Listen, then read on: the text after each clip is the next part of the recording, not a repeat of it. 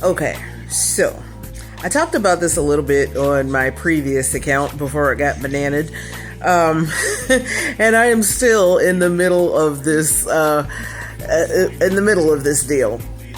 So when I went to file my taxes back in January, which I usually file early because I just like to hurry up and get it out of the way. So when I went to file my taxes back in January, I realized that for the past year, the IRS believed that I was unalive. I don't know how they believed that because I filed an income tax return in 2024 for the year 2023, and I did report that my husband had passed, which he passed in June of 23. Apparently, and I filed online through H&R Block, and I will never use H&R Block again, ever, because back in 2014, they ended up making a mistake that ended up costing us almost $7,000. I don't know why I bothered trusting them again. That was on me, and now I have ended up in a situation.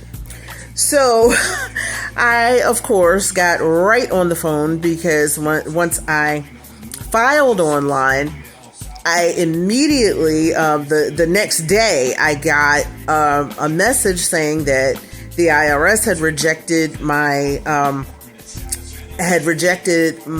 tax form because I used a social security number that was attached to someone who had passed away. So I said, well, maybe I accidentally put in my husband's social. I have been known to do that sometimes because coincidentally our socials are similar, and sometimes when I'm doing paperwork, I have in the past almost accidentally wrote down his social for mine or vice versa. So I go back online and double check just to make sure I didn't do that, and sure enough, I had used my own social. So I got right on the phone with the IRS. Well, I sat on hold for hours and hours and hours, day after day after day, until I finally reached someone. It took me a week. A week. It took me a week. And keep in mind, this is before Doggy gutted the IRS. So when I finally did get in touch with a human, they told me that I would have to contact Social Security, and there was a form that Social Security would have to send the IRS because, of course, I'm on the phone. I have no way to prove over the phone that I am who I say I am. So I called Social Security, and again, I was on hold for hours and hours and hours, day after day after day, until I finally reached a human. It is almost impossible to reach a person on these phone lines. But I digress. Anyway, when I finally did get in touch with a human, they let me know that everything in their system was fine, that they didn't have any reports that I had passed away, but they would go ahead and send that form to the IRS, and they also let me know that the process could take 30 days. So after 30 days, I started calling again, and I was, after again being on hold for hours on end, day after day, until I could finally reach someone. The IRS confirmed that they had not received the letter, and of course things could be slower now because of the cuts that have gone down at Social Security and the IRS. So I've been checking in online at irs.gov, and so far they still have my full legal name with deceased behind it.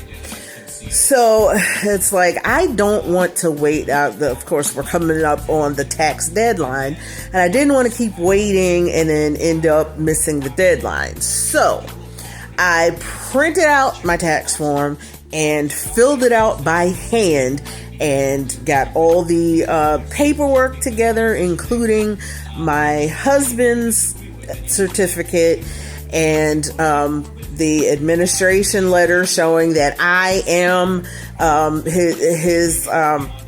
his executor, and also last year's tax form that I actually submitted, which I don't understand how they think I'm not alive when I literally filed and signed the tax form last year.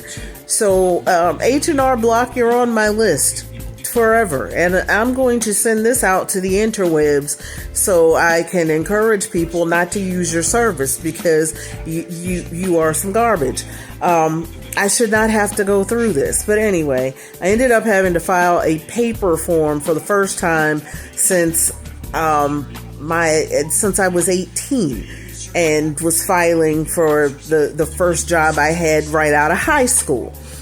So I feel like I traveled back in time. But anyway, I will keep you all posted on what's happening there. But just in case anybody from the IRS is watching, I'm alive, y'all.